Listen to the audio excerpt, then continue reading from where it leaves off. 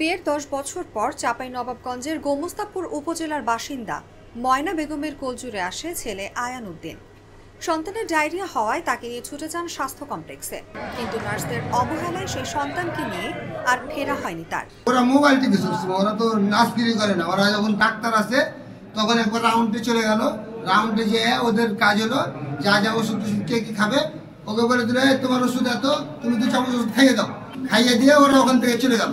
মানে প্রত্যেকটা রোগীর গায়ে যায় এমন করে কথা বলে যাতে ওরা ডাক্তারের চেয়ে অনেক বড় কিছু।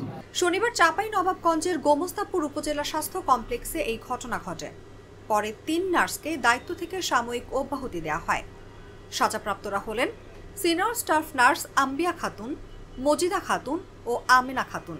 রাত 2টার সময় যখন বাচ্চার স্যালাইন শেষ হয়ে যায়, তখন স্যালাইনটা আনতে যাওয়ার জন্য নার্সদের কাছে গেছে। তারা ওই টাইমে না উঠে এসে তারা হয়তো ফোন টিপছিল কি করছিল সে তারাই বলতে পারবে নাকি। আমরা তাদেরকে ডাকতে যাচ্ছি, তারা আসছে না, তারা মেজাজ দেখাচ্ছে, মোবাইল দেখাচ্ছে। 16 মাস বয়সী শিশু আমান উদ্দিন রহনপুর পৌর এলাকার মুক্তাশা হলপাড়ার আমিন ইসলামের ছেলে। নাম প্রকাশে অনিচ্ছুক উপজেলা স্বাস্থ্য কমপ্লেক্সের একজন কর্মচারী বলেন, চিকিৎসা কার্যক্রম বাদ দিয়ে মুঠোফোনে ব্যস্ত ছিলেন নার্স। এ সময় আমানের বাবা স্যালাইন দিতে বলেন, কিন্তু তার কথায় গুরুত্ব দেননি তারা।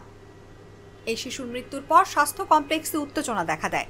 মোবাইল দেখছে, ফোন টিপছে সবসময়। আমরা যখনই যাই কোনো প্রয়োজনে ওষুধ আনতে হোক বা বাচ্চার কি হয়েছে একটু এসে দেখেন না, তারা ফোন টিপছে, বলছে আসছে আপনারা যান।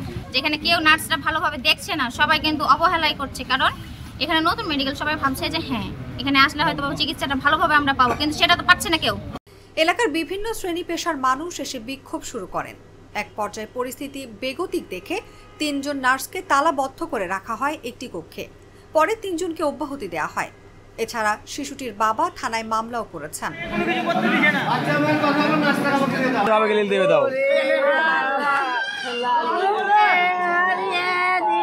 গোমস্তাপুর উপজেলা স্বাস্থ্য ও পরিবার পরিকল্পনা কর্মকর্তা ডক্টর মোহাম্মদ আব্দুল হামিদ বলেন, যারা দায়িত্বে ছিল তাদেরকে দায়িত্ব থেকে সাময়িক অব্যাহতি দেওয়া হয়েছে। পরবর্তীতে তদন্ত সাপেক্ষে তাদের বিরুদ্ধে বিভাগীয় ব্যবস্থা গ্রহণ করা হবে। এমন ঘটনা যেন আর না ঘটে সেদিকে নজর দেওয়া হচ্ছে। গোমস্তাপুর থানা পুলিশের ভারপ্রাপ্ত কর্মকর্তা মোহাম্মদ খায়রুল বাশার জানান, শিশু আয়ানের মৃত্যুর ঘটনায় থানায় একটি অভিযোগ পেয়েছে, ব্যবস্থা নেওয়া হবে।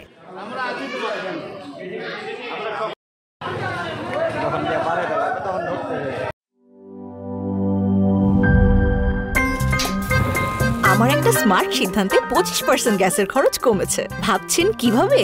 সাধারণ গ্যাস স্টোভ বদলে আমি এনেছি আরএফএল গ্যাস স্টোভ। এর সাইন্টিফিক নজল ও ব্রাস বার্নার ক্যাপ সমানভাবে তাপ ছড়িয়ে রান্না করে দ্রুত, তাই গ্যাসও বাঁচায় 25%, টাকাও বাঁচে 25%। আরএফএল গ্যাস স্টোভ নিরাপদ ও গ্যাস সাশ্রয়ী।